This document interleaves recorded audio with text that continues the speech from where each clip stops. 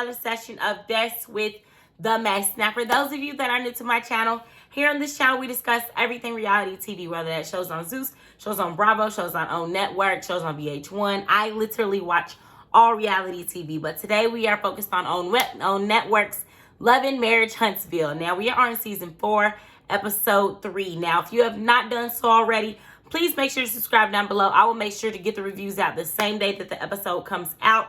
Whether I'm recording it and getting it posted, I'm going to go live right after the episode.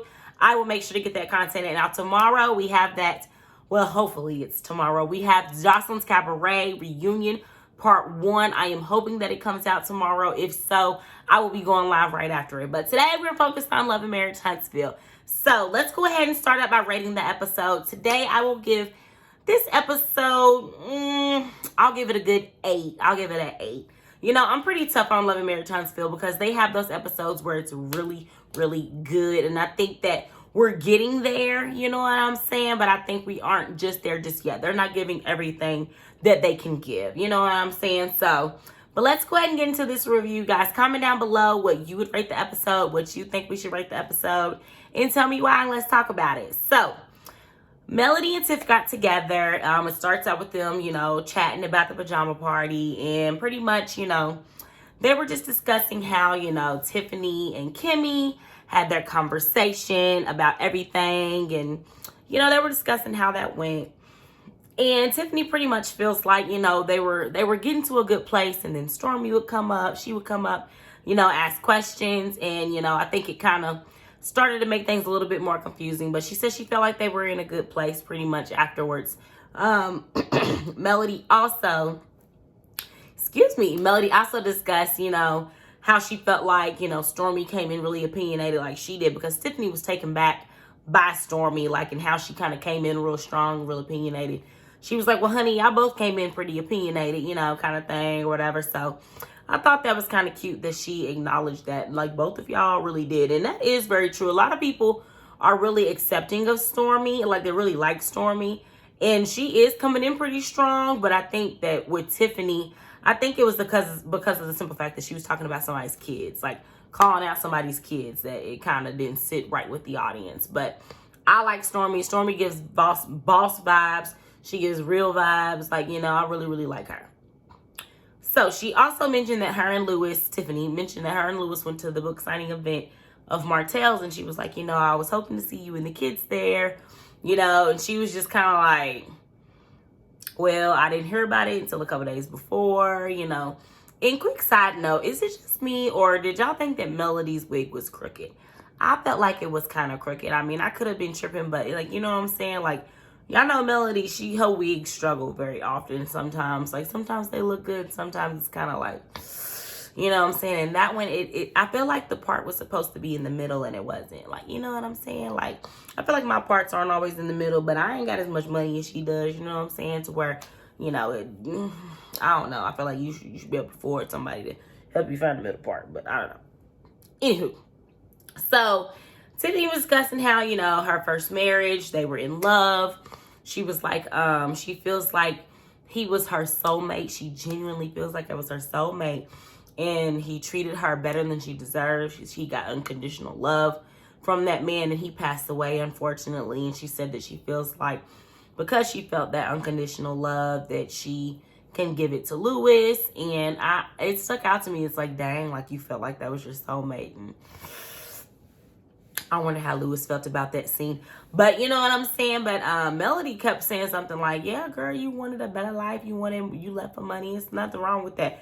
And Melody kept saying that. And Tiffany wasn't really saying that. But I feel like they've had conversations to where Melody knows that that's why. But it was kind of like, dang, like, Melody, okay, we heard you the first time. Like, you know what I'm saying? But Tiffany, it sounds like you did leave him because he didn't have enough money or whatever. And then you left a happy situation, someone that was treating you right for, I mean, I don't know nothing about Lewis, you know what I'm saying, but, or for whoever you probably was cheating with or whatever, I don't know. So, I don't know, y'all tell me. So, she does feel like she's a better wife now because of him, though. But she felt bad because she broke his heart and broke down about it. So I was like, dang. You know, anywho, so Tisha and Kimmy get together. So they're discussing this pajama party, you know, and Kimmy was like, look, y'all weren't there, but they definitely talked about y'all a lot. And I thought it was weird that Keke was invited. Like, Keke is Tisha's cousin, and she's like, I didn't even realize they was that close to where they would be hanging out without you present. And Tisha's like, I didn't know that either. Like, you know what I'm saying? And y'all, excuse me, I've been out ripping and running all day. Y'all do not judge me, but I gotta make sure that we get this out. But anywho, so they thought it was weird that Keke was coming, and she's like, they ain't even that close. And at the end of the day, I'm sorry, Keke, your loyalty should lie to her. That is your family, that is your blood, you know. And it sounds like they had a falling out, which we're gonna get to later. And I feel like Keke's on some get back stuff, which is not going to look good. It's not sitting well with the audience. At the end of the day, like, dang, it's your cousin. You going to do her like that? But anyway, so, but Tisha felt like they was in a good place. So it's all confusing. Somebody lying. Somebody lying. But anywho, so she was discussing how they went on their honeymoon. And Kimmy, that her and Maurice went on their honeymoon. And it was such a good time. She was like, I don't even want to work because we had such a good time. I didn't even want to come back. Pretty much, you know what I'm saying? And then it cuts to the guys. They were all at Black. And it was Marcel and Maurice. And they're sitting there talking. And then about the vacation and how Maurice felt like Kimmy couldn't keep her hands off of him. And Marcel's like, I don't want to hear that. Like, that's my sister-in-law. Like, I'm good on hearing that. Like, you know what I'm saying? He's like, I don't want to hear about that. But anyway, then Big Lou comes in, and, you know, he was pretty much acknowledging how at the reunion he felt like Marcel was coming at them very strong. He was like, I felt like he was coming at us pretty heavy, my guy. Like, you know what I'm saying? And Marcel was like, like, it was hard, but it was fair, you know. And they were just discussing, you know, how Marcel was like, at the end of the day, you were married and it didn't work.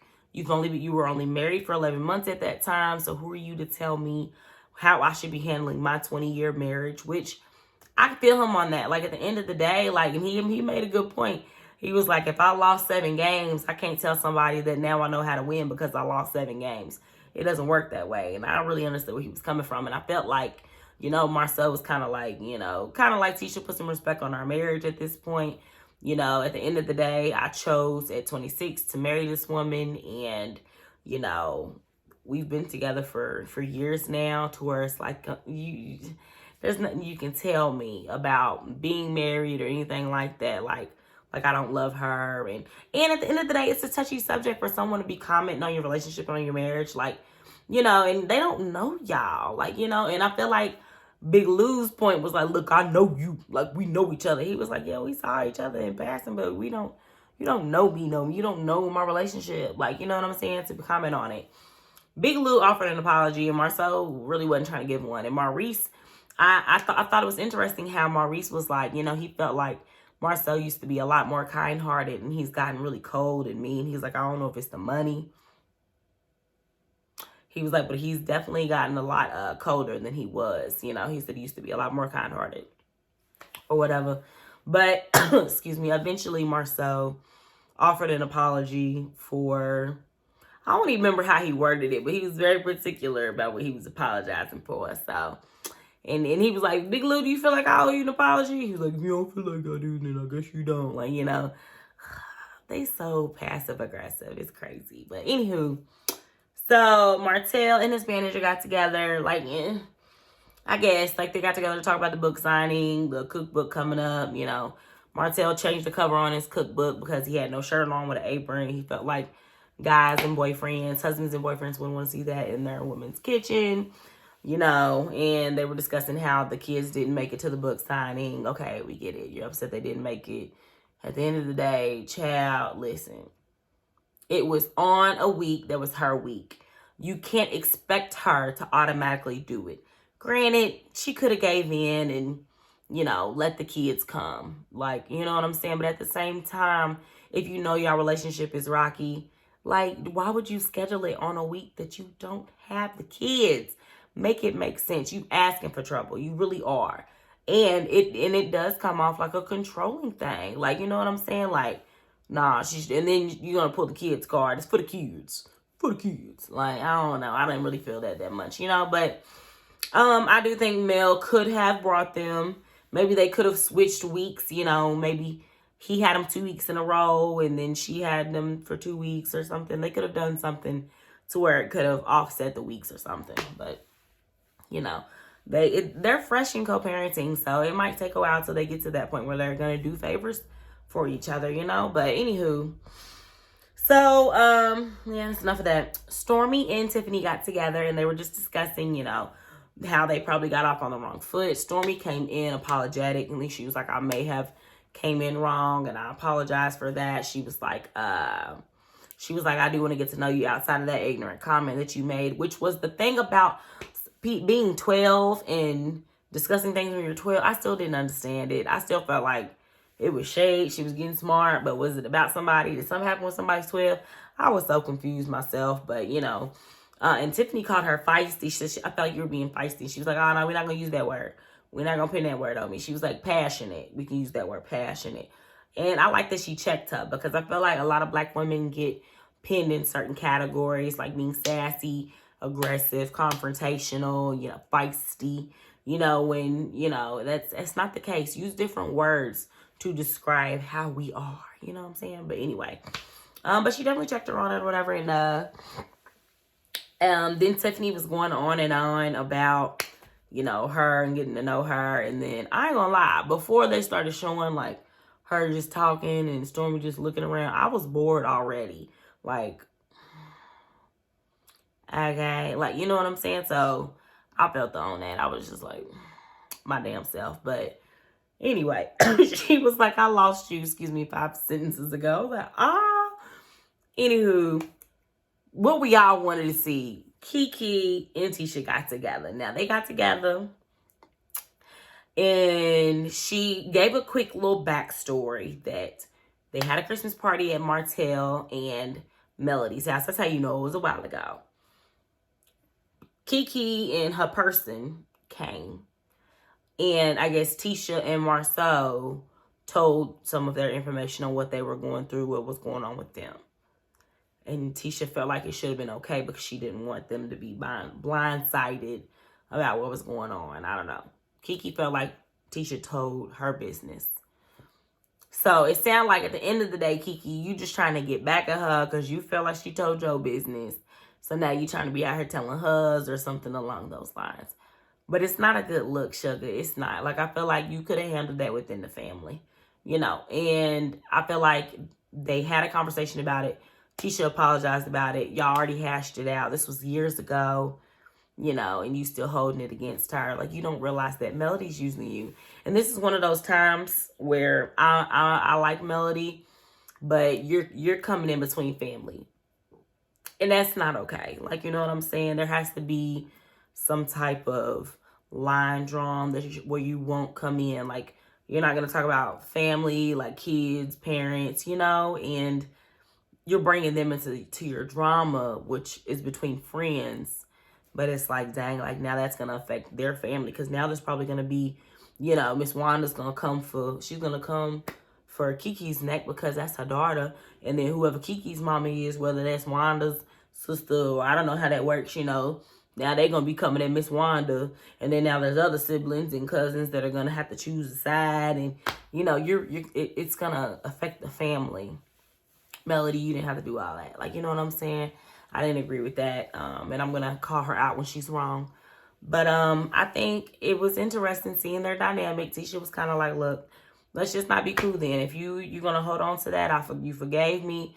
You know, she was like, let's just cut ties. Tisha walks outside, calls Kimmy to vent, like how anyone would do. Girl, let me tell you what just happened. Like, you know, venting. Then here come Keke. And she's like, you talking about me again? So, like when it was really starting to get good, then it cut off. I was like, really? Like, you know what I'm saying? And don't get me wrong, I was really looking forward to this Love and Marriage Huntsville season. So it better, you know, pick up soon. You know, I'm really wondering where they're going to go with this. I don't want to get pictured to death. I don't want to get Melody didn't bring the kids to the book signing to death. You know, we need a... I don't know. I want to see Destiny and Melody's friendship, see them figure out what they're going to do. I really would like to see Melody and Martell and their co-parenting and see how that's going to work. You know, and I don't know, just let's see what's coming for the season, you guys. But until next time, so let's go ahead and make sure you subscribe down below if you have not done so already.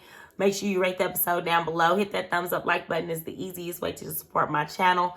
And hopefully next weekend we get some fireworks, you know what I'm saying? But till next time, you guys, bye.